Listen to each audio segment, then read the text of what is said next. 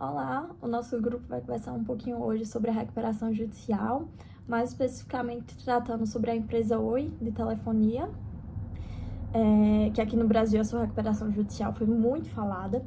Mas antes de entrar realmente na história dela, eu queria conversar um pouquinho sobre o conceito da recuperação judicial, seus desdobramentos jurídicos, para a gente se situar como isso impactou na empresa Oi em si. A recuperação judicial, na verdade, ela surge como um instituto, como um processo que visa que as companhias tenham a possibilidade de suspender ou renegociar suas dívidas acumuladas num determinado período de crise financeira para evitar o encerramento das atividades e uma posterior falência. O Instituto da Recuperação Judicial e da Falência andam juntos porque justamente a recuperação judicial está ali para evitar que a empresa chegue no período de falência. A recuperação é um momento realmente de recuperar aquela empresa para que ela volte às atividades, para que ela pague as suas dívidas, para que ela não precisa demitir os seus funcionários, para que tudo seja arrumado da melhor forma possível.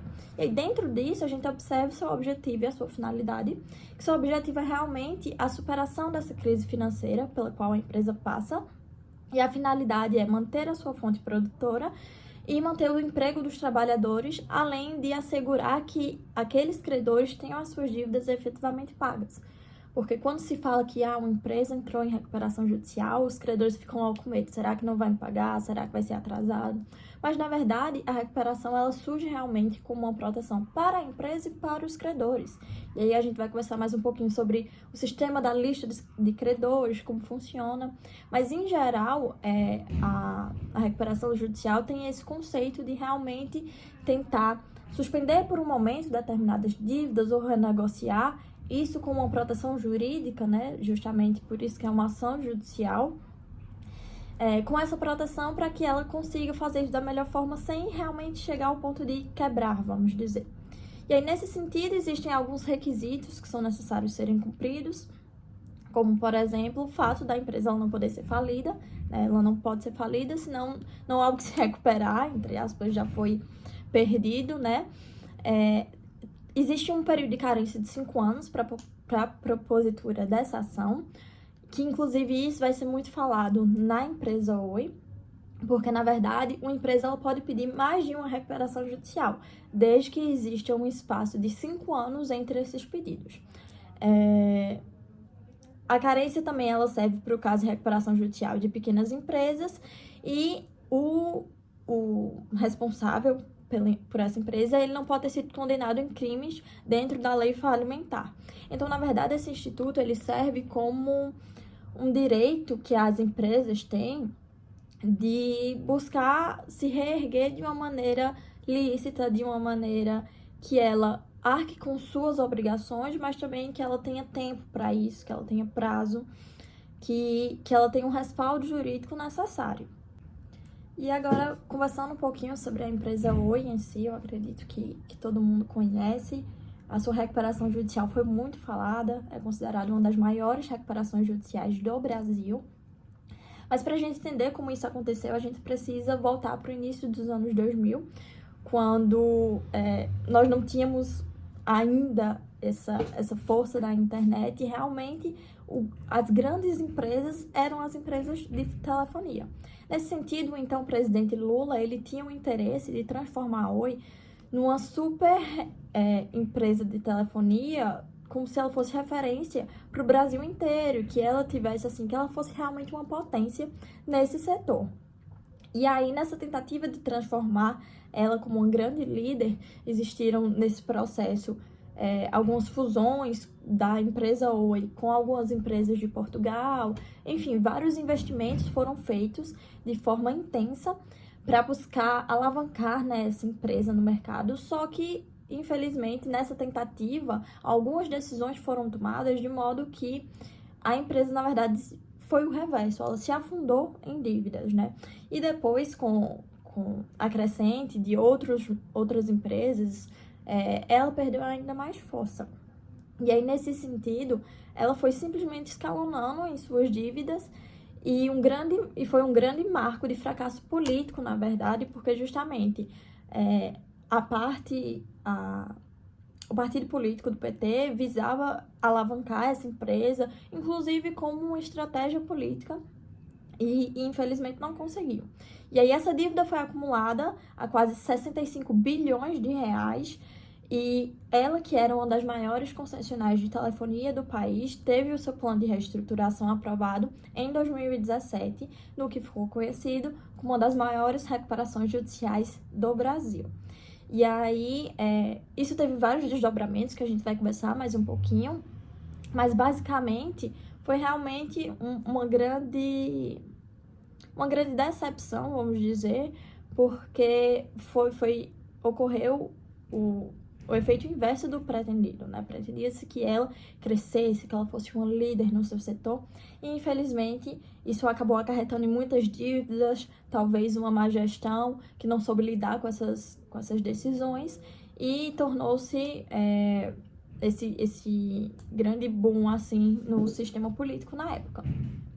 Só que mesmo assim, ela buscou a recuperação judicial efetivamente para não quebrar e não ter, assim, não ser completamente extinta, tanto que até hoje nós temos, ela inclusive tem uma nova roupagem, né? Antigamente era em outro design, hoje em dia eu acredito que sejam outros donos, né? Outros responsáveis, diretores, e realmente passa por essa repaginação, mas para isso a gente vai entender um pouquinho alguns outros desdobramentos que ocorreram em relação a essa empresa. Agora, falando sobre o processo da lista de credores em uma recuperação judicial, nós vamos focar bastante na empresa Oi, uma das empresas com uma das maiores listas. Agora a gente vai entender um pouco como esse procedimento complexo se desenrola. Como já foi citado anteriormente, a recuperação judicial é uma ferramenta crucial para empresas em apuros financeiros.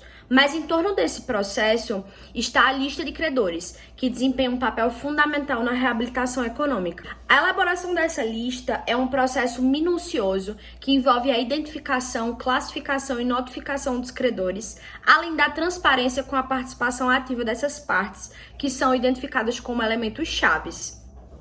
Agora, falando da Oi, uma gigante que enfrentou desafios financeiros, sua recuperação judicial se destacou pela extensa lista de credores. Recentemente, a Oi divulgou a sua nova lista de credores acerca da segunda recuperação judicial. Embora isso ainda não seja a relação nominal de credores que a operadora deverá apresentar conforme a legislação, dos 14 documentos divulgados, chama a atenção os valores das dívidas extraconcursais, além do volume de credores da classe quirográfica. A outra lista de credores traz as classes trabalhistas e quirográficas, sendo ela a maior, e é dívida em 12 partes com cerca de 268 páginas cada, ou seja, são milhares de credores em mais de 3.217 páginas no total. Além disso, temos uma curiosidade sobre algumas das dívidas terem valor relativamente baixo, equivalente até abaixo dos R$200. Então, aí, em resumo, a lista de credores em recuperação judicial é um elemento vital para a reestruturação econômica. E a Oi, a empresa citada como uma das maiores listas, se destaca em meio a esse processo justamente pela complexidade desse processo. Oi, eu sou Lívia e eu vou falar um pouco sobre a situação atual da Oi depois do pedido de recuperação judicial. Bom, entre maio e junho desse ano, a Oi teve um prejuízo de mais de 840 milhões de reais. Nesse caso, foi o quinto resultado negativo seguido da empresa, que eles não estavam contando com esse resultado. Na verdade, eles estavam tendo outras expectativas depois da venda de produtos, de planos mais populares, como a Oi Fibra e a Oi Soluções, que são chamados dos planos da nova Oi. Essa expectativa ela foi aumentada também pelo fato de que eles tiveram uma porcentagem de 4,8% referente ao ano de 2022, e mesmo assim eles não conseguiram, pelo pedido de arbitragem que foi colocado pelas empresas de telefonia contra a Oi, que no caso foi a TIM, a Telefônica Brasil e a Claro. Esse pedido de arbitragem ele veio depois de um pedido de redução de valores no contrato de quase 3,2 bilhões de reais.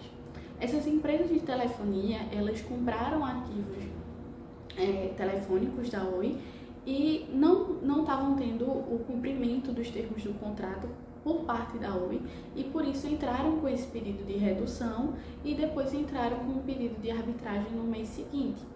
Com essa distorção entre as empresas, acabou que a Oi não teve o resultado esperado, mas mesmo assim, segundo o CEO da Oi, ele disse que era a primeira oportunidade da Oi ter uma comparação anual mais limpa desde o pedido de recuperação judicial. Na divulgação desse balanço, o Rodrigo Abreu, o CEO da Oi, resolveu falar com a empresa sobre o plano de recuperação judicial que ele tem para a Oi.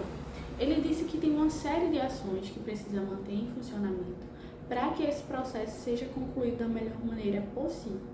Segundo Abreu, ele disse que o intervalo entre os meses do segundo trimestre de 2023, no caso maio e junho, como foi falado anteriormente, foi um dos primeiros momentos que a companhia teve em ter uma comparação anual mais limpa, mais positiva, para voltar ao resultado anterior que tinha antes desse pedido de recuperação judicial.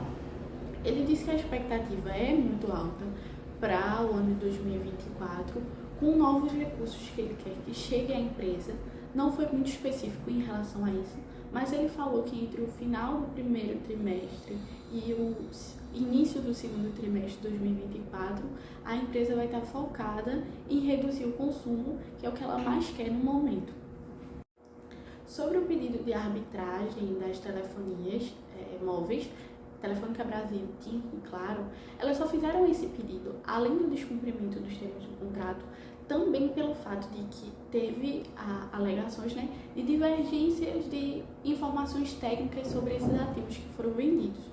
Ou seja, pela Oi estar descumprindo o contrato que foi feito para a venda desses ativos e ainda por cima não ter fornecido as informações técnicas suficientes, as empresas entraram nesse pedido de arbitragem contra a Oi, o que acabou prejudicando muito nesse pedido de recuperação judicial da empresa.